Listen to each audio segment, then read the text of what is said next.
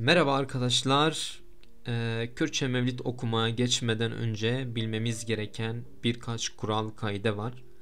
Öncelikle Kürtçe'de olup Arapça'da olmayan harfleri öğrenmemiz gerekiyor. Ayrıca Kur'an Arapçasından farklı okumamız gereken heceler var. Bunları bilmemiz gerekiyor. İşte bu farkı bilmeyenler önceki videoda da belirttim. Mevlid'i Kur'an okur gibi okumaya çalışıyorlar. Bu hataya düşmemeye dikkat etmemiz gerekiyor. Kürtçe bilenler sadece okumayı takip ederek çok rahat bir şekilde bu kuralları öğrenebilirler. Kürtçe bilmeyenler için de ufak bir bilgilendirme notu hazırladım. Arkadaşlar, hiçbir dil konuşulduğu şekliyle yazıya aktarılamaz. O yüzden okumayı takip ederseniz daha rahat bir şekilde öğrenirsiniz. Daha önce hazırladığım şu bilgilendirme notuna geçelim hemen. Arkadaşlar, Kürtçe'de olup Arapça'da olmayan birkaç harfimiz var demiştim. Bunlar Ç, J, G, P, V harfleridir. Arkadaşlar, Arapça'daki cim harfi 3 nokta olunca Ç'ye dönüşüyor. R ya da Zeyn harfi 3 nokta olunca J oluyor. Kaf harfi üstte bir çizgi alınca G'ye dönüşüyor. B harfi 3 nokta alınca P'ye ve Kaf harfi 3 nokta olunca V'ye dönüşüyor. Bu harfleri bilmemiz gerekiyor ve birkaç heceler var. Yani Kur'an'da farklı, Mevlid'de farklı şekilde okunuyor. Arapçasını ve Latincesini yazdım daha iyi anlamanız için. Arkadaşlar, B harfinden sonra Y harfi geliyor ve B esreli. Bunu B şeklinde okuyacağız. Tabi bu bütün harfler için geçerli. Bunu sadece örnek, B harfini sadece örnek vermek için yazdım. Vav harfi altta dikey bir çizgi almış.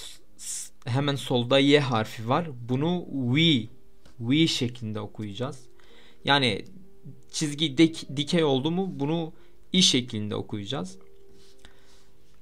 Yine B harfinden sonra hemze gelmiş ve esreli tekrar bunu bu şeklinde okuyacağız.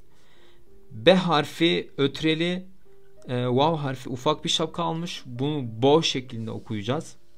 Şöyle gösterelim. Arkadaşlar, sadece harf oldu mu ve esreli oldu mu bunu I şeklinde okuyacağız. Burada J harfini örnek vermişim. J şeklinde okuyacağız. Mesela burada dıdın diye yazmışım. Sadece esreli oldu mu I şeklinde okuyacağız. Gördüğünüz gibi dıdın şeklinde. Metin üzerine daha iyi anlayacaksınız. Hemen metin üzerine de biraz örnek vermeye çalışayım. Bahsettiğim şekilde B harfinden sonra Y harfi gelmiş ve B esreli.